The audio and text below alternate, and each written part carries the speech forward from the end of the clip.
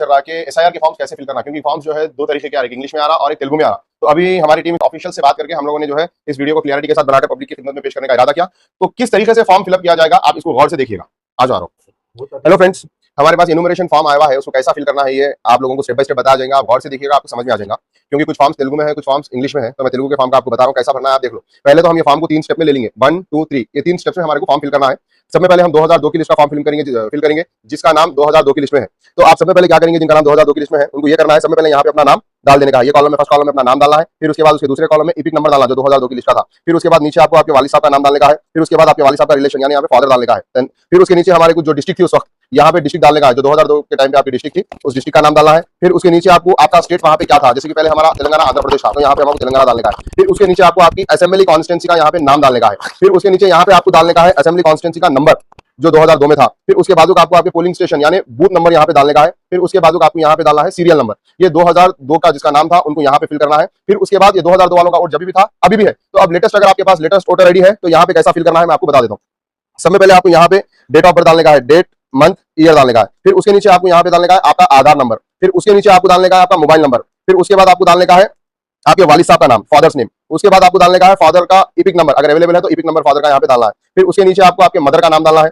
फिर उसके नीचे आपको डालने का है आपके मदर का इपिक नंबर। फिर उसके नीचे आपके वाइफ का नाम डालना है। फिर उसके नीचे आपका इपिक नंबर डालने का है यहाँ पे। ये 2002 की लिस्ट में जिनका नाम था उन लोगों का एक स्टेप खत्म हो गया। अब हमारा दूसरा स्टेप, 2002 की लिस्ट में हमारा नाम नहीं है, लेकिन अब हमारे को मैपिंग करने का है हमारे फादर के साथ या ग्रैंड पेरेंट्स के साथ। तो वो कैसा करना है गौर से देखिएगा। सबसे पहले जो सेकंड कॉलम है यहाँ पे आपको जिनके साथ हमारी मैपिंग हो रही है, लिंकिंग हो रही है, उनके डिटेल्स यहाँ पे हमारे को भरने का है। तो हम कैसे भरेंगे, सबसे पहले यहाँ पे उस वक्त जिनके साथ हमारी मैपिंग हो रही है, मैं फादर का बता रहा हूँ आपको। तो सबसे पहले आप यहाँ पे अपने फादर का नाम लिख लीजिएगा। फादर का यहाँ पे नेम लिखने के बाद उसके नीचे इपिक नंबर डालना होगा, वोटर आईडी का नंबर। फिर उसके बाद यहाँ पे आपके दादा का नाम डालना है, फादर के साथ जो रिलेशन हमारे डैडी का है वो यहाँ पे फादर बोल के लिखने का है इधर। फिर उसके नीचे आपका जो डिस्ट्रिक्ट था उस टाइम पे 2002 के फादर का जो नाम लिखा वो डिस्ट्रिक्ट डालने का है। पहले हमारा डिस्ट्रिक्ट हैदराबाद था तो हैदराबाद डालने का है। फिर उसके बाद नीचे हमारे को डालने का है हमारा स्टेट, यहाँ पे हमारे तेलंगाना डालने का है। फिर उसके नीचे हमारे को 2002 में जो फादर की आपकी 2002 के लिस्ट के हिसाब से कौन सी कॉन्स्टिट्यूंसी थी वो कॉन्स्टिट्यूंसी का यहाँ पे नाम लिखना है। फिर उसके बाद हमारे को नीचे उस वक्त जो कॉन्स्टिट्यूंसी का नंबर था हमारा असेंबली कॉन्स्टिट्यूंसी का, यहाँ पे असेंबली कॉन्स्टिट्यूंसी का नंबर लिखना है। फिर उसके बाद पोलिंग स्टेशन नंबर यानी बूथ नंबर जो था वो लिखने का है। फिर उसके बाद हमारे को यहाँ पे सीरियल नंबर लिखने का है।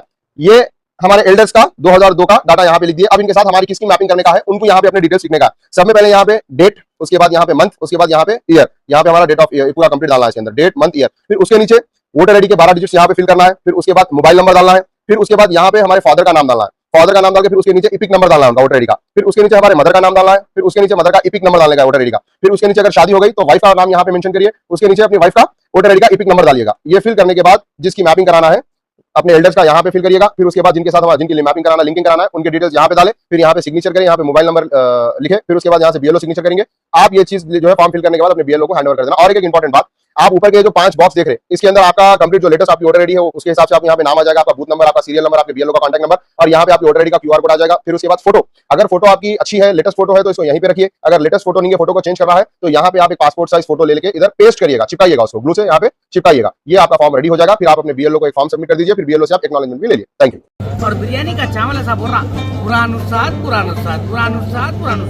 और यहाँ पर कई जमाने के बाद खाने में बढ़ गया नमाज के बाद, तो मैं सुना कि सलीम उस्ताद बनाए बिरयानी और मीठा चीख मार बिरयानी बना दिया। इतनी बेबहरा कर दिया, मैं पागल हो गया, मैं परेशान हो गया। ये बिरयानी है अगर ये क्या है? लोग बोले बिरयानी बिरयानी बिरयानी। तो अगर हैदराबाद में अगर बिरयानी खाना है तो सलीम भाई उनके वालिद का नाम है बुरहान उस्ताद और बिरयानी का चावल ऐसा बोल रहा बुरहान उस्ताद। ऐसा गोश्त खाए तो खाली ऐसा कल्ले सा लप लप लप लप लप लप लप लप। Thank you.